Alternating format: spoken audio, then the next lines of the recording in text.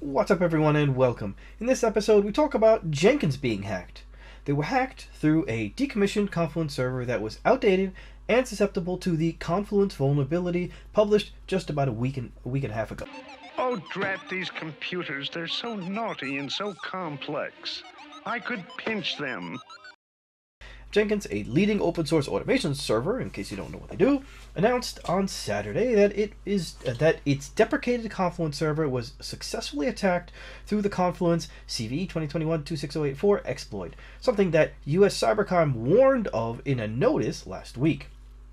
In a statement, Jenkins documentation officer Mark Waite explained that the affected server was taken offline and the team is investigating the impact of the issue.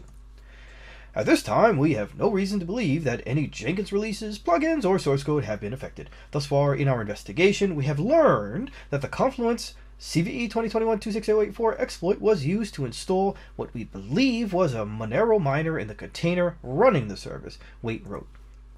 From there, an attacker would not be able to access much of our other infrastructure. Confluence did integrate with our integrated identity system, which also powers Jira, Artifactory, and numerous other servers. So it couldn't affect much, but it could affect other parts of their infrastructure. Waite added that there is no indication that any developer credentials were taken during the attack, but they cannot assert otherwise, and therefore assuming the worst. Smart thing to do. Jenkins said that until it reestablishes a chain of trust with our developer community, it will be preventing releases. Did I not clearly explain the circle of trust to you, Greg? Yeah, I think I got it. Then is there something you want to tell me? I don't think so. Didn't we have a discussion yesterday in the car about this? Oh, yes. Every account password has been reset, right thing to do, and the Jenkins infrastructure team has permanently disabled the Confluence service, right thing to do. The team has also rotated privileged credentials and taken measures to reduce the scope of access across their infrastructure. Those should all be part of everybody's playbook in terms of a plan, a reaction, and what to do should you be attacked, but also what you should do to avoid being attacked.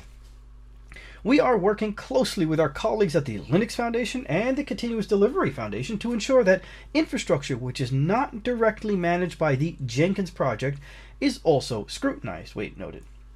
In October 2019, we made the Confluence server read-only, effectively deprecating it for day-to-day use within the project.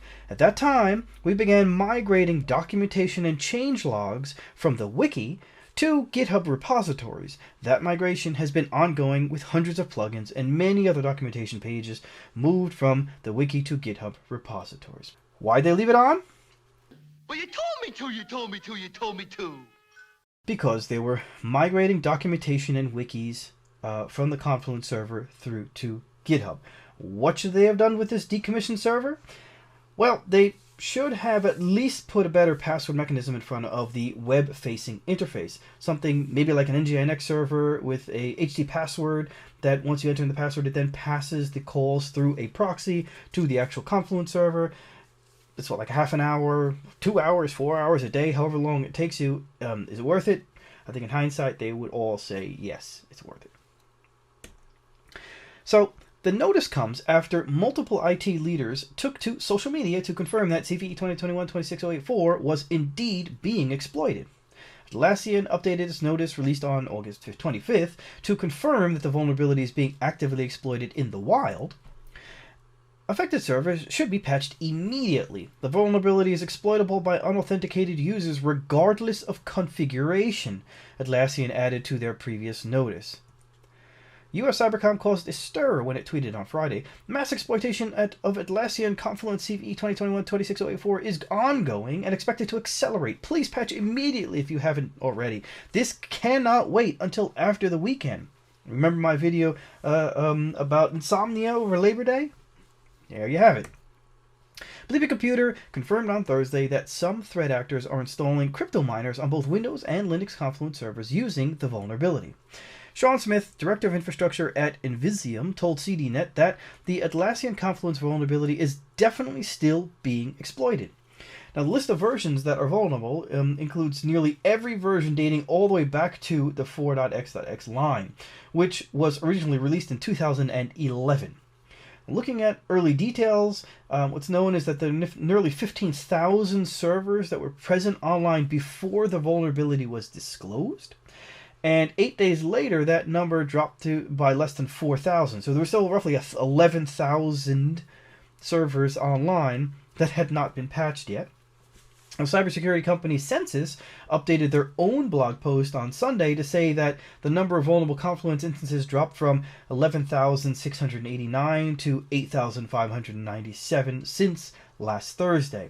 So, best case scenario, 8,597 servers still not patched. Worst case scenario, 11,000 or so. Now, remember my daily last week, again, about cybersecurity and Salmon over Labor Day. I guess there's roughly 8,597 people that didn't watch it. Boo-hoo. So, what did we learn from all this? Hackers don't take bathroom breaks.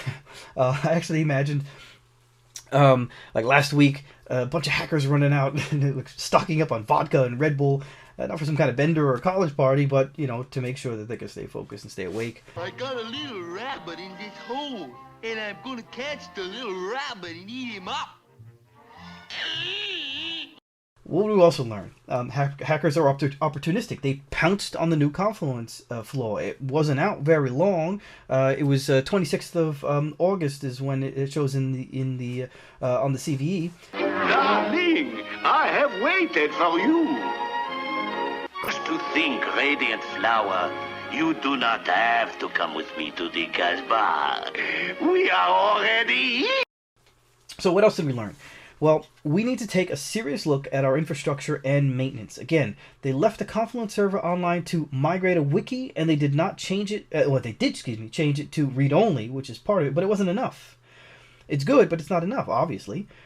They could or should have had better protected the system in multiple ways. For example, one, like my example of the NGINX server with HC password, and then it proxies it through to the real Confluence server. In order for security to work, even with systems that are decommissioned that still remain online, they must be protected or insulated from the rest of the network. Now, that's partially what they did. They said that the Confluence server didn't have free run within a network. It was still limited.